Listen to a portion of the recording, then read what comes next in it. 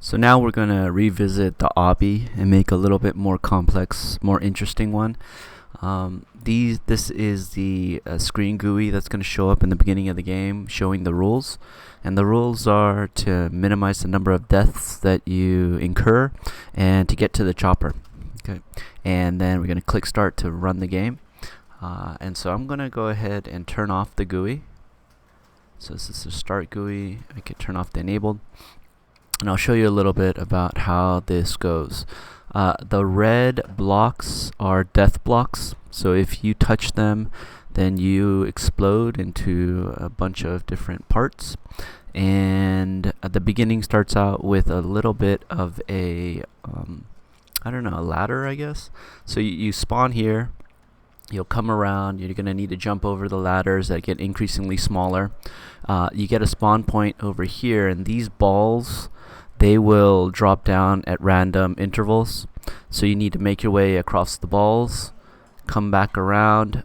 Right here, there are two panels, one here and one here, that fade into view and fade out of view. And if you're on them when they fade into view, then it will make your joints break. And then you come into here. This is a little tight space that you got to make your way around without touching the walls. And then you get a little bit of a spawn point, a rest point there. And then you climb up the ladder.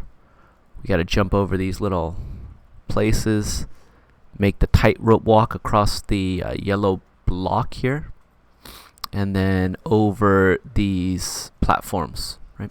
Once you get to this platform, there's a spawn block, and we have a bunch of balls. You might have remembered these balls from the original obby, the simple obby, but here I am using them. And you jump on down.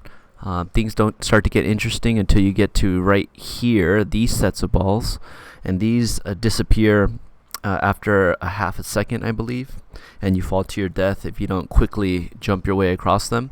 And then these guys here explode after half a second, so you need to quickly make your way across and get to the maze. Right. So now that you're here at the maze, what you'll notice is that there are 4 NPCs, like little angel characters, and maybe I can show you them.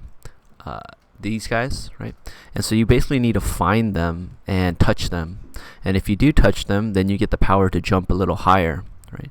And so the first one that you touch, or you find and you touch, you'll get the power to jump over the walls, which will make life a lot easier, because then you can just walk along the top of the walls looking for the rest. And with each additional touch, you'll be able to jump higher and higher and higher. And why would you need to jump higher? It's because of the next portion at the end of the maze. Right? And one other interesting aspect here is that every dead end will have an explosion block, meaning if you touch it, it will explode and you will die. And also, when you first get into the maze, your perspective is locked into first-person mode. Right? So you can't really see where you're going. You can't jump and peek over the walls or anything like that until you get your first jump power. So then once you get all 4 jump powers, right, now you can jump super high. Think of the Incredible Hulk, right, just jumping into the sky. So you get to here, and then you got to jump to this platform over here, which is quite easy because the platform is big. And then you can see the platforms get smaller and smaller until they become like a stud by stud piece of platform here, right? And so from here we jump on to the ending bit where we can finally see the chopper. And once you jump onto this platform, your perspective can now be third person, so you have control over that. And also you'll have raining fireballs coming from the sky dropping to the platform. So you got to make your way from here all the way over to the chopper. Okay. And once you get to the chopper, if you finally do make it there, then if you touch this NPC here, then it shows the winning screen. And if you